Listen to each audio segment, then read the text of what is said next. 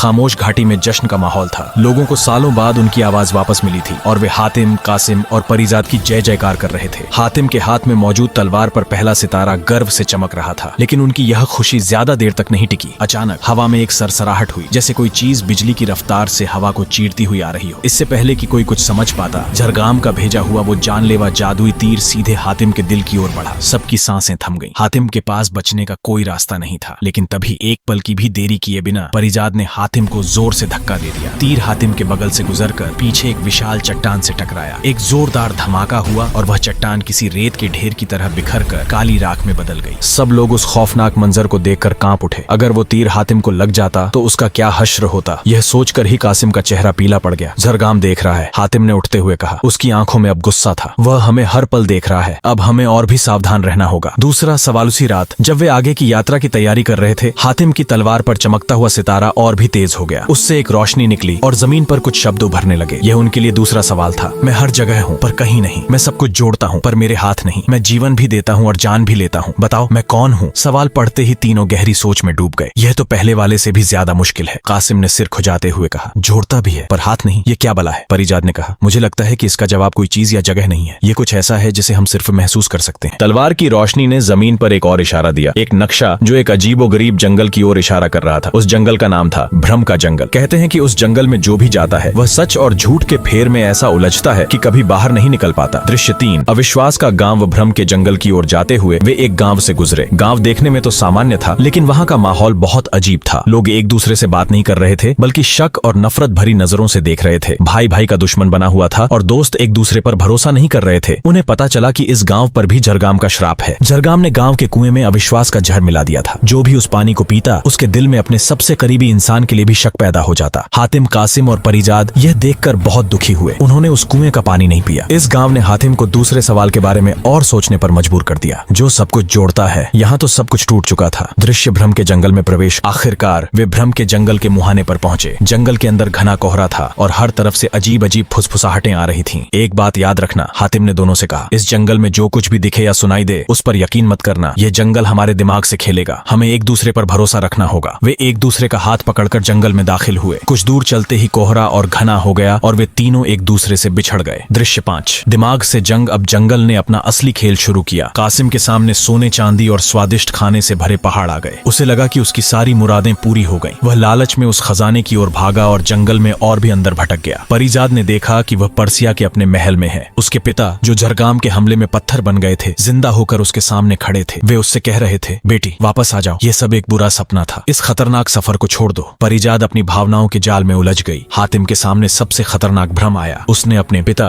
Yemen के शाह को देखा, जो उससे घर लौटने की भीख मांग रहे थे। फिर अचानक झरगाम का चेहरा सामने आया और वह हंसते हुए बोला, हातिम, तू जिसके लिए यह सब कर रहा है वही तुझे धोखा देगी। परिजाद तुझसे प्यार नहीं करती। वह सिर्फ तेरी शक्तियों का इस्तेमाल करके अपना बदला लेना चाहती है। मौका मिलते ही वह तेरी पीठ में छुरा घोंप देगी। हातिम एक पल के लिए कांप गया। झरगाम की बातें उसके दिल में शक का बीज बोने लगी। वह अकेला और भ्रमित महसूस करने लगा। जहाँ तीनों दोस्त भ्रम के जंगल में अलग अलग जगहों पर फंसे हुए हैं। कासिम लालच में खो चुका है। परिजाद अपने अतीत के साये से लड़ रही है और हातिम अविश्वास और शक के सबसे बड़े चक्रव्यूह में फंस गया है। चारों ओर सिर्फ झरगाम की डरावनी हंसी गूंज रही है। हातिम अकेला, थका हुआ और भ्रमित है। दूसरे सवाल का जवाब तो बहुत दूर। अभी तो इस जंगल से बाहर निकलने का भी कोई रास्ता नजर नहीं आ रहा। सफर अभी बहुत लंबा और मुश्किल होने वाला है। हातिम जमीन पर घुटनों के बल बैठा है और झरगाम की आवाज उसके कानों में गूंज रही है। परिजाद तुझे धोखा देगी। वह तेरी पीठ में छुरा घोंपेगी। उसके सामने परिजाद का ही एक भ्रम खड़ा है, जिसकी आंखों में नफरत है और हाथ में एक खंजर। वह धीरे धीरे हातिम की ओर बढ़ रही है। हातिम का दिल और दिमाग एक जंग लड़ रहे थे। एक तरफ दोस्ती का विश्वास था तो दूसरी तरफ शक का जहर। उसका हाथ अपनी तलवार पर गया, लेकिन तभी उसे पिछली रात का वो मंजर याद आया जब परिजाद ने अपनी जान की परवाह किए बिना उसे उस जानलेवा तीर से बचाया था। एक सच्चा दोस्त ही ऐसी कुर्बानी दे सकता है, कोई धोखेबाज नहीं। ये झूठ है। हातिम अपनी पूरी ताकत से चिल्लाया। उसके विश्वास की आवाज इतनी बुलंद थी कि परिजाद का वह भ्रम कांच की तरह टूटकर बिखर गया। उधर परिजाद अपने पिता के गले लगने ही वाली थी कि उसे कुछ अजीब लगा। उसके पिता के गले से वही ताबीज गायब था जो वे हमेशा पहने रहते थे। उसे याद आया कि वह ताबीज उसकी माँ की आखिरी निशानी थी, जिसे उसके पिता कभी खुद से अलग नहीं करते थे। आप मेरे पिता नहीं हैं, वह पीछे हटते हुए चिल्लाई। उसकी सच्चाई की ताकत से वह पूरा महल का भ्रम हिलने लगा और पलक झपकते ही गायब हो गया। वह वापस उसी घने डरावने जंगल में अकेली खड़ी थी। वहीं कासिम सोने के ढेरों में लौट रहा था और नकली फल खा रहा था, लेकिन उसे न तो ताकत मिल रही थी और न ही उसका पेट भर रहा था। उसका शरीर कमजोर होता जा रहा था। उसे हातिम के शब्द याद आए, इस जंगल में किसी चीज पर यकीन मत करना।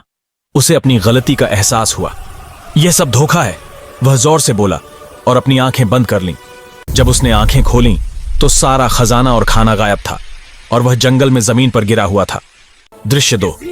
विश्वास की पुकार, शक और भ्रम के जाल से बाहर निकलकर हातिम ने अपने दोस्तों को पुकारा। परिजाद, कासिम, मेरी आवाज सुनो, किसी भी चीज पर यकीन मत करना सिवाय हमारी दोस्ती के। उसकी आवाज, जिसमें अब कोई शक नहीं था, जंगल के कोहरे को चीरती हुई उसके दोस्तों तक पहुंची। परिजाद और कासिम ने आवाज की दिशा में बढ़ना शुरू किया। थोड़ी देर बाद वे तीनों एक दूसरे से मिले। मुझे माफ कर दो परिजाद, हातिम ने कहा। एक पल के लिए मैं जरगाम के धोखे में आ गया था। परिजाद ने मुस्कुराते हुए कहा, इस जंगल का काम ही धोखा देना है हातिम। जरूरी यह है कि हम उस धोखे से बाहर निकल आए। कासिम ने भी अपनी लालच की कहानी सुनाई और सबने मिलकर यह सीखा कि विश्वास ही उनकी सबसे बड़ी ताकत है। जंगल का दिल और एक नया राज। जैसे ही उनका विश्वास मजबूत हुआ, जंगल के भ्रम कमजोर पड़ने लगे। कोहरा छंट गया और फुसफुसाहटें बंद हो गईं। अब वे जंगल के असली डरावने रूप को देख सकते थे। वे चलते चलते जंगल के केंद्र में पहुंचे। वहां कोई जवाब नहीं था, बल्कि एक विशाल, हजारों साल पुराना पेड़ था। उस पेड़ पर एक चेहरा उभरा हुआ था और उससे एक शांत, बुद्धिमान आवाज आ रही थी। स्वागत है विश्वास के यात्रियों, पेड़ ने कहा। मैं इस जंगल का प्रहरी हूँ। सदियों पहले झरगाम ने मुझे श्राप दिया था कि मैं हर आने वाले के मन में भ्रम पैदा करूं। आज तुमने अपने अटूट विश्वास से मेरे श्राप की शक्ति को कमजोर कर दिया है। पेड़ ने उन्हें बताया कि दूसरे सवाल का जवाब इस जंगल में नहीं है, लेकिन वह उन्हें एक नया सुराग दे सकता है। पेड़ ने एक पहेली के रूप में कहा, जिसकी तुम्हें तलाश है वो धागा है जो दो दिलों को जोड़ता है और दो दुनियाओं को भी। उसे ढूंढो जो दिखाई नहीं देता, पर जिसके बिना कुछ भी मुकम्मल नहीं। यह सुराग पिछले सवाल से भी ज्यादा गहरा और रहस्यमयी था। इसके साथ ही पेड़ ने अपनी एक जड़ से एक छोटा सा चमकता हुआ बीज निकाला और हातिम को दिया। यह विश्वास का बीज है, पेड़ ने कहा। इसे अपने पास रखो। जब तुम्हारी हिम्मत टूटने लगे और भरोसा सबसे ज्यादा कमजोर हो, तब यह बीज तुम्हें सही रास्ता दिखाएगा। 4। नई चुनौती की आहट। पेड़ ने उन्हें जंगल से बाहर निकलने का सुरक्षित रास्ता दिखाया। थके हुए